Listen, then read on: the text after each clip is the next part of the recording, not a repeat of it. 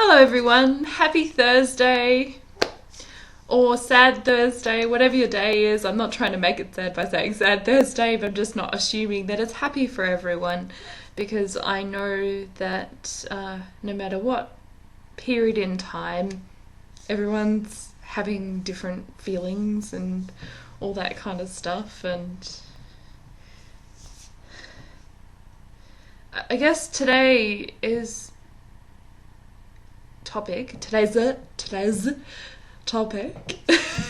is going to be predominantly about kind of what I call a first world problem that is a little bit more serious than what type of chocolate you want to eat for your treat this week or something like that. I wrote another poem today. I'm going to share it as I've done before with some of the others. And I will just start by reading it, and then I'll get into more why I was thinking a lot about this today. It's written in the third person. I'm sure that I'm not the only one who's sort of experienced the kind of emotions that I'm about to address within the poem. And I'm also sure that it's not just women who experience this as well. I'm throwing up my button during the video. Okay. The poem's called Emotional Poverty. She crept into her sanctuary sobbing.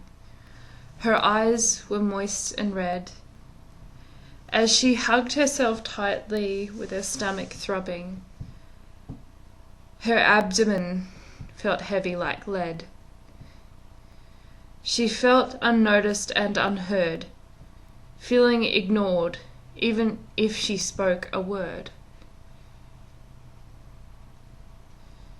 So she sits and sits in solitude, hoping a magic calm will terminate the internal feud.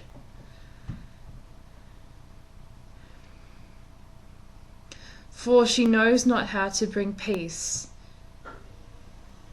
to the pain that never seems to cease. For all she hears are words of the restless self-help herds. And she knows that deep breathing will calm some of the seething pain.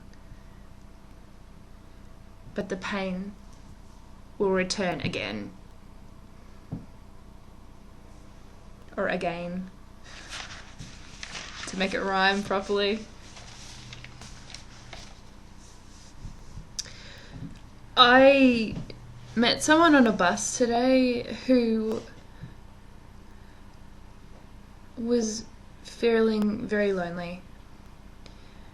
And that's exactly why he was travelling around on the bus, because he wanted people to talk to. Now, I'm not going to go too much into his story, but he suffered from different types of anxiety, and for different reasons. But I know so many people who feel like this, who feel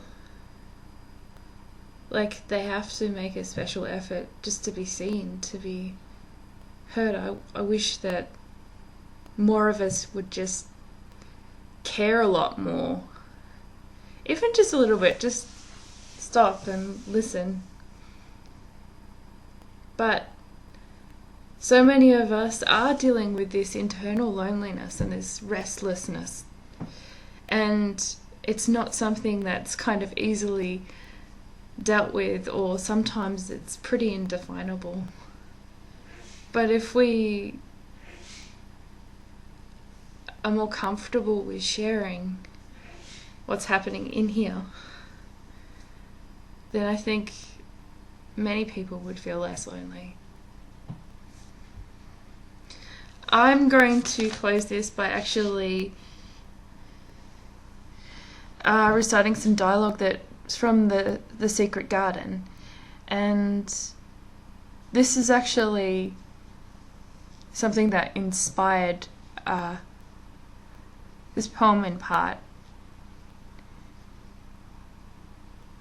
but it's when Lord Craven actually, if you know the story of the Secret Garden, comes to Mary at the end of the story and reaches out, despite what's going on inside of him in his inner turmoil. Okay, so I'll include the little descriptions so that you know the scenario as well. Anyway, here's the dialogue. And it starts off with like the script description saying, her uncle finds her sitting alone on the moor after having been led there by Colin. Lord Craven says, are you out here all by yourself? Mary says, It wasn't wanted. Lord Craven says, what wasn't wanted? Mary says, the garden. Lord Craven said, you're right. I never wanted to see it again.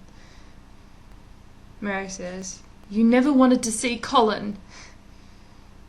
Lord Craven said, you brought us back to life. Mary, you did something I thought no one could do. I won't shut it up again. I promise. Forgive me. And Mary sort of says this is closing the film. Obviously, this part is definitely a film that's been out for many, many years. Please watch. It's beautiful. I love The Secret Garden. Anyway, let me continue this. The spell was broken. My uncle learned to laugh, and I learned to cry. The Secret Garden is always open now. Open and awake and alive. If you look the right way, you can see the whole world is a garden.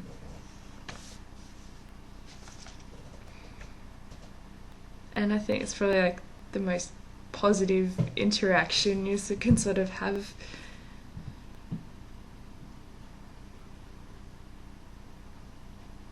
One of the most positive interactions so that you can have. And also, I love the analogy of the whole world being like a garden and sort of celebrating the beauty that's in the world rather than how bad you feel all the time, or like if you are feeling bad or lonely, and reaching out sort of beyond yourself, that human connection. Anyway, lots of love for today, and I'll see you tomorrow. Bye.